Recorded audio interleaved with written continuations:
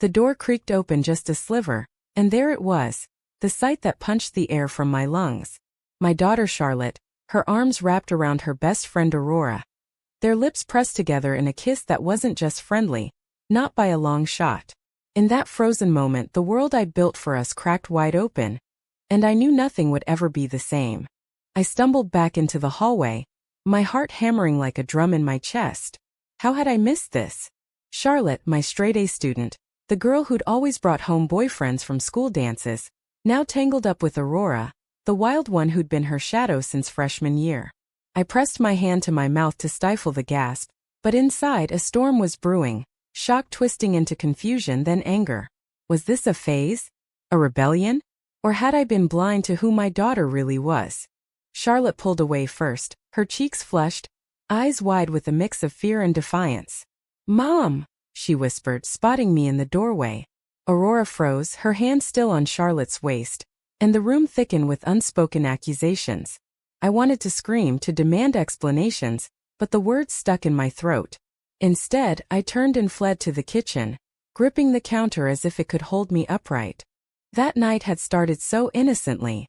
It was a Friday in suburban Chicago, the kind where the leaves were turning gold and the air smelled like impending rain. Charlotte had begged for Aurora to stay over. "Just like old times, Mom. We're studying for finals." I'd agreed, of course. Aurora was practically family, the girl who'd helped Charlotte through her awkward teen years, the one who made her laugh when no one else could.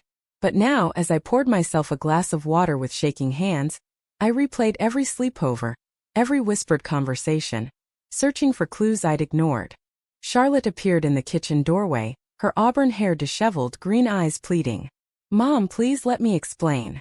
Aurora hovered behind her, pixie-cut black hair framing a face pale with anxiety. I set the glass down hard, water sloshing over the rim. "Explain? What is there to explain? You're my daughter, Charlotte. You're supposed to. I don't know, date boys, go to prom, have a normal life."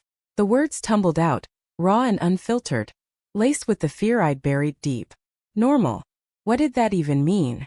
In our conservative neighborhood, where church on Sundays was mandatory and gossip spread like wildfire, normal meant fitting the mold. My husband, Tom, was out on a business trip, but I could already hear his voice in my head, disappointed, judgmental. He'd always been the enforcer of traditions, the one who insisted on family values straight out of a 1950s sitcom. Charlotte stepped forward, her voice steady despite the tremor in her hands. "It's not a choice, Mom. Aurora and we've been feeling this for a while. I didn't want to hide it, but I knew how you'd react." Aurora nodded, her brown eyes meeting mine for the first time. "Mrs. Reynolds, we didn't mean for you to find out like this. But it's real. We're in love." Love. The word hit me like a slap. How could two girls be in love? I'd grown up in a world where that was whispered about, condemned in hushed tones at family gatherings.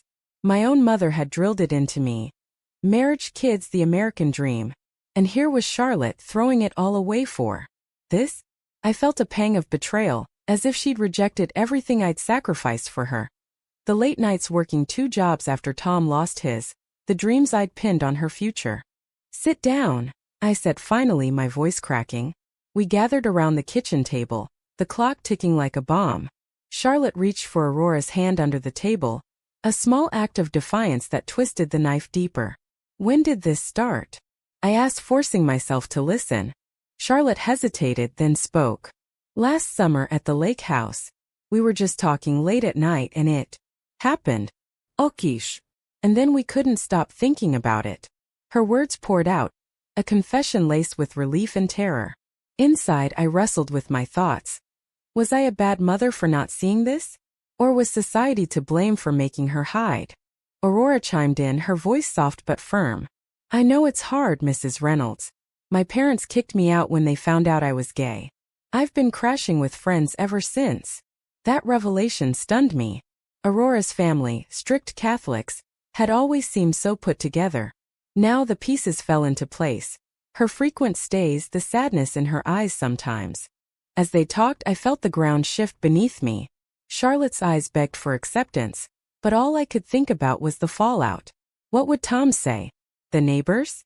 Our church group? The pressure built in my chest, a mix of love for my daughter and fear of the unknown. By the time they went back upstairs, I was left alone with my turmoil, questioning everything I'd believed. The next morning, Tom called from his hotel. "How's everything at home?" he asked, oblivious. I hesitated, the secret burning on my tongue. "Fine," I lied, but inside I knew the lie wouldn't hold. Charlotte and Aurora emerged from her room, holding hands openly now, a challenge in their stance. "We need to talk as a family," Charlotte said. And just like that, the confrontation loomed. Tom arrived home that evening, jet-lagged and irritable. I pulled him aside before dinner, whispering the truth. His face hardened, eyes narrowing. "What do you mean kissing? Like girls?" He stormed into the living room where Charlotte and Aurora sat, tension thick as fog. "Explain yourself, young lady," he barked at Charlotte. She stood tall, Aurora beside her. "Dad, I'm in love with Aurora. I'm gay." The word hung in the air, explosive. Tom exploded with it, his voice rising. "No daughter of mine is going to live like that. It's unnatural, against everything we stand for." The argument escalated, words flying like daggers. Charlotte defended her feelings, tears streaming. "Why can't you just accept me?" Tom countered with Bible verses and family honor. I tried to mediate, but my own doubts surfaced. "Tom, maybe we can talk this through," I said, but he shot me down. "Emily, you're enabling this." Aurora, caught in the crossfire, finally spoke. "Mr. Reynolds, I love your daughter. I'd do anything for her." But Tom dismissed her, ordering her out. Charlotte refused to let go, and in that moment I saw the divide widen. A chasm between generations, between love and expectation. As the night wore on, exhaustion set in. Tom retreated to his study, slamming the door. Charlotte and Aurora huddled together, whispering plans. I sat alone, torn between loyalty to my husband and love for my child. What price would we all pay for this truth? The days following the revelation blurred into a haze of silent meals and avoided glances. Charlotte moved through the house like a ghost, her usual vibrancy dimmed by the weight of our disapproval. Aurora stopped coming over, but I knew they met in secret, at coffee shops, parks, anywhere away from prying eyes. Inside, I grappled with my role, protector or oppressor. One afternoon, I found Charlotte in her room, staring at old family photos.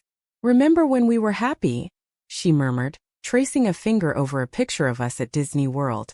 I sat beside her, the bed dipping under my weight. "We can be again," I said softly. But she shook her head. "Not if I have to pretend, Mom. Pretending is killing me." Her words pierced me. I'd always prided myself on being the understanding parent, the one who listened. But now, faced with this, my instincts faltered. What if accepting her meant losing Tom? Our marriage had survived hardships. His job loss, my mother's death. But this felt different, a fundamental rift. That evening, Tom cornered me in the kitchen. "We need to fix this, Emily. Send her to therapy, something." His eyes were desperate, clinging to control. I hesitated. What if it's not something to fix? What if it's who she is? He stared at me like I'd betrayed him. "Whose side are you on?" The question echoed in my mind long after he stormed off. Sides. As if love was a battlefield. I thought of my own youth, the crushes I'd buried to fit in, the life I'd chosen for stability. Was I projecting my regrets onto Charlotte? Meanwhile, Charlotte faced her own battles at college. Whispers followed her. Rumors sparked by a mutual friend who'd seen her with Aurora. "Is it true?" her roommate asked one night. Charlotte nodded, bracing for rejection. Instead, the girl shrugged. "Cool. My sister's gay too." But not everyone was accepting. A group project turned sour when a conservative classmate refused to work with her, citing moral differences. The incident shook Charlotte.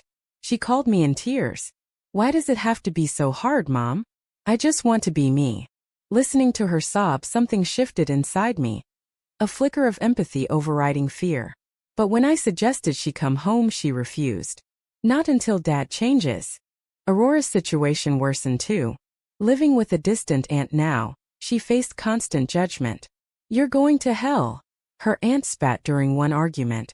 Aurora confided in Charlotte via late-night texts, their bond strengthening amid the chaos. But secrecy bred mistakes. One evening they decided to attend a campus LGBT event, seeking community. Word got back to Tom through a family friend. He exploded again, this time publicly, at a neighborhood barbecue. "My daughter's been brainwashed," he ranted to our stunned neighbors. The gossip mill churned, and suddenly we were the talk of the town. Invites dried up. Stares followed us at the grocery store. I confronted Tom that night. "You're making it worse. Can't you see she's hurting?"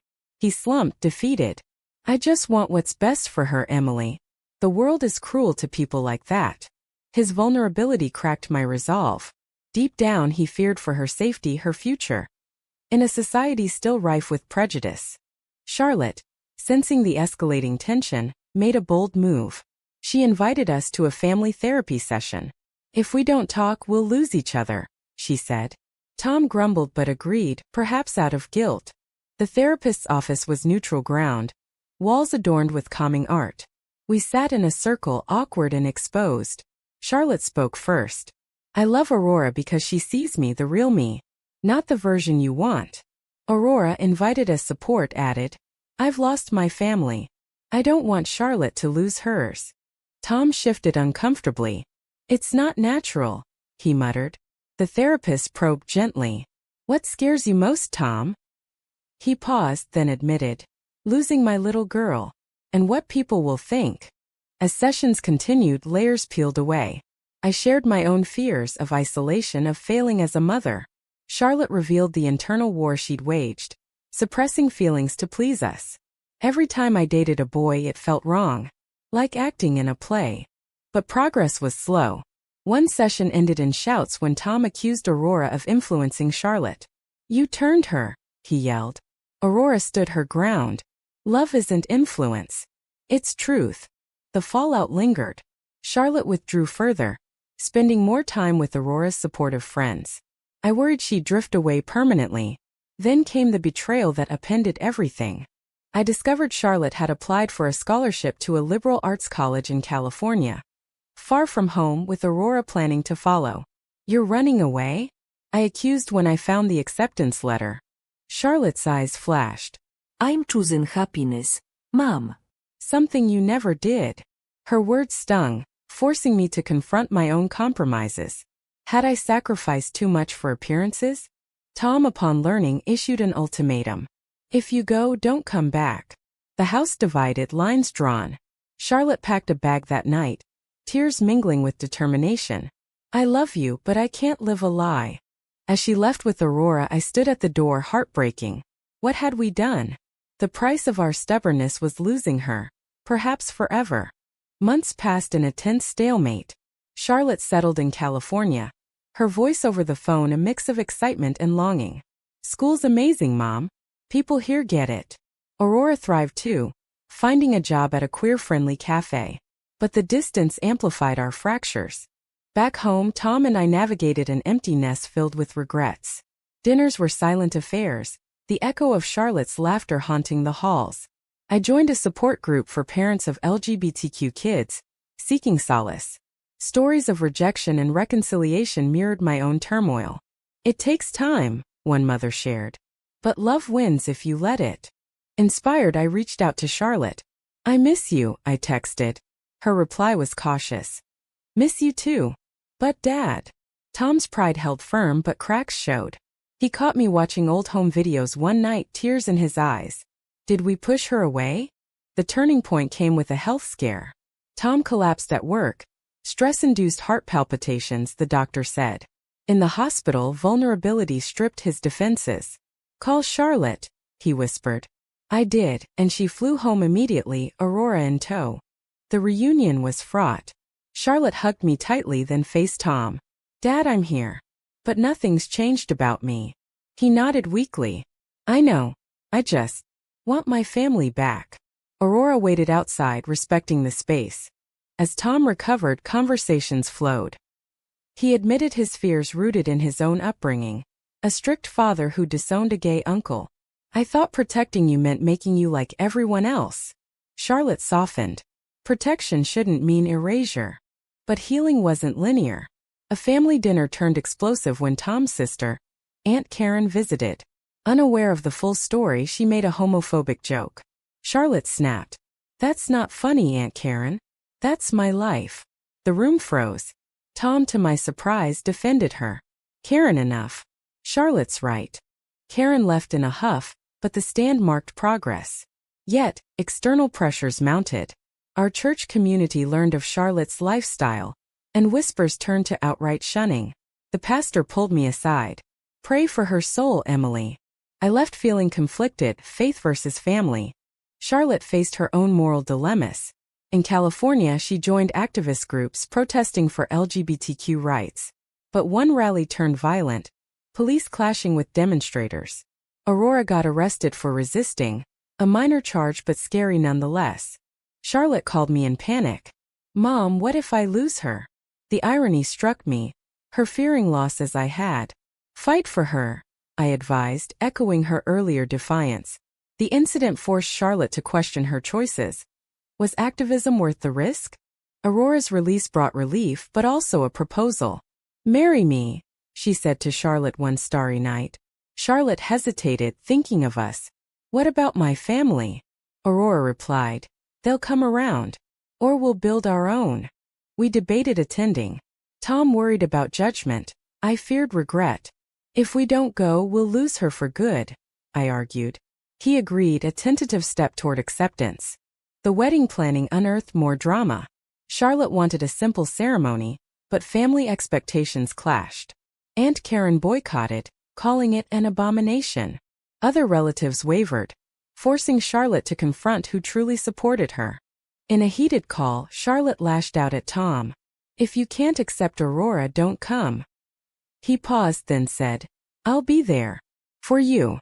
The concession cost him. Friends distanced themselves, his golf buddies made snide remarks. As the date approached, I reflected on the journey. The initial shock had evolved into understanding, but not without scars. Charlotte's happiness came at the price of fractured relationships, lost traditions. On the eve of the wedding, a betrayal surfaced. A cousin leaked details to a local tabloid, sensationalizing the scandal. Headlines screamed, "Conservative family's lesbian daughter weds amid turmoil." Charlotte was devastated, trust shattered. "Who would do this?" she cried to me. We suspected Karen, but proof was scant. The exposure amplified societal backlash. Hate mail arrived, online trolls targeted them. Yet, it also sparked unexpected support. Old friends reached out, sharing their own stories. Charlotte's resolve hardened. This is our truth. Let them talk. The wedding day dawned bright. A California beach venue symbolizing new beginnings. Tom walked Charlotte down the aisle, his hand trembling. Aurora waited, radiant in white. Vows exchanged, tears flowed. But as they kissed, I wondered, had we truly mended? Or was this a fragile piece? Post-wedding, life settled into a new normal, or so we thought. Charlotte and Aurora honeymooned in Hawaii, sending photos of sunsets and smiles. Back home, Tom and I adjusted to the empty house, our conversations deeper, more honest. "I was wrong," he admitted one night. "Love is love." His words, simple yet profound, eased years of tension. But society wasn't as forgiving. At work, I faced sidelong glances. Clients whispered, "Heard about your daughter." One even pulled their account, citing values misalignment. The financial hit stung, but more so the isolation. Was acceptance worth the cost? Charlotte returned invigorated, but reality bit. Job hunting in a competitive market. Her orientation became a hurdle. Interviews went well until social media checks revealed her marriage. "We're looking for someone who fits our company culture." One rejection email read, "Subtle discrimination hard to prove." Aurora fared better, her cafe job secure, but she bore the emotional brunt. Flashbacks to her family's rejection haunted her. "What if Charlotte resents me for this?" she confided in a rare call to me. I reassured her, but doubted my own words. Family gatherings tested bonds. Thanksgiving loomed, the first since the wedding. We invited everyone, hoping for unity. But absences spoke volumes. Aunt Karen declined, others made excuses. Those who came tiptoed around topics, the air thick with unspoken judgments. During dinner, a cousin's child asked innocently, "Why does Charlotte have a wife instead of a husband?" The table fell silent. Charlotte smiled tightly. "Because I love Aurora." Tom jumped in. "And that's okay." His defense warmed me. but the moment highlighted ongoing struggles. Internally, Charlotte wrestled with guilt. Had she selfishly upended our lives? Late nights she lay awake, thoughts churning. Maybe if I'd stayed closeted, everyone would be happier. Aurora sensed it, pulling her close. We deserve this. Don't doubt us. A crisis escalated when Tom's health declined again. High blood pressure from stress. Doctors warned. Reduced tension. Charlotte blamed herself. If I hadn't come out. But Tom shut her down. This is on me, kiddo. My stubbornness. The scare prompted reflection. Tom joined my support group, sharing his journey. I almost lost my daughter to pride. Applause followed, but vulnerability cost him. Old friends ghosted. Meanwhile, Aurora faced a moral quandary. Her estranged parents reached out, offering reconciliation if she left Charlotte. Come home, repent, her mother pleaded. Tempted by family ties, Aurora agonized. They raised me. Do I owe them? She confided in Charlotte, who reacted with hurt. If you go, what about us? The argument flared, accusations flying. You're choosing them over me. Charlotte yelled. Aurora countered. I'm torn. Don't make me pick. The rift deepened, days of cold silence. Charlotte crashed with friends, questioning everything. Was love worth this pain? In her solitude, memories flooded. First kisses, shared dreams. But doubt lingered. Reconciliation came via therapy. Communication is key, the counselor advised. They talked raw and honest. Aurora chose Charlotte. You're my family now. But the decision severed ties permanently with her parents, a heavy price. Back in Chicago, I organized a family intervention for lingering resentments. Relatives gathered, tensions high. Accusations surfaced. You destroyed traditions, one uncle barked at Charlotte. She stood firm. Traditions that exclude aren't worth keeping. Tom mediated, his growth evident. We've all paid prices, lost friends, hurt feelings. But family adapts. Not everyone agreed. Some left, divides permanent. Charlotte's activism intensified, channeling pain into purpose. She started a blog, sharing stories of LGBTQ struggles. It gained traction but attracted hate. Death threats arrived, forcing her to go private. The toll mounted. Aurora suggested moving abroad, escaping prejudice. Europe's more accepting. Charlotte wavered, torn between roots and relief. What about mom and dad? The debate raged internally. Uprooting meant freedom but abandonment. We fought so hard here, Charlotte thought. Ultimately, they stayed committed to change. A betrayal from within shook us. A supposed ally, Charlotte's old roommate, outed private details online for clout. The exposure led to doxing, safety compromised. In the chaos, unity emerged. Tom hired security, I rallied support. We're in this together, we affirmed. The incident awakened broader awareness, sparking community dialogues. As wounds healed, Charlotte reflected on the journey. Shocks, confrontations, sacrifices. Had it been worth it? The answer evolved daily. Years blended into a tapestry of triumphs and trials. Charlotte and Aurora built a life in California, adopting a rescue dog named Hope, a symbol of resilience. Visits home became regular. Bridges mended if not fully restored. Tom doted on them, his transformation complete. My daughters, he'd say, including Aurora. But scars remained. Lost relationships couldn't be reclaimed. Prejudices lingered in subtle ways. At a family reunion, an elderly relative muttered slurs, prompting Charlotte to leave early. Some things don't change, she sighed to Aurora. Professionally, Charlotte thrived as a counselor for LGBTQ youth, turning pain into purpose. Your story saved me, one teen wrote. The impact outweighed the backlash, though threats persisted. Aurora pursued art, her paintings capturing emotions of love and loss. Internally, doubts surfaced during quiet moments. Charlotte wondered, did I force change too fast? Could I have eased them in? Aurora grappled with foregone family ties. Was cutting them off right? Moral ambiguities haunted, choices debated in hushed conversations. A pivotal moment arose when Charlotte's cousin came out as trans. Seeking advice, he turned to her. How did you survive the fallout? Charlotte shared honestly. With support and accepting the costs. Guiding him reinforced her path, but highlighted ongoing societal battles. Tom's retirement brought reflection. Over coffee, he confessed, "I regret the years lost to ignorance." Charlotte forgave but reminded, "Regret doesn't erase hurt." Their bond strengthened through honesty. Emily evolved most profoundly. From shocked mother to advocate, I volunteered at Pride events, challenging my own biases. Love defies boxes, I told skeptics. But the journey cost friendships, reshaping my world. Drama peaked with a lawsuit. A discriminatory employer fired Aurora, citing incompatibility.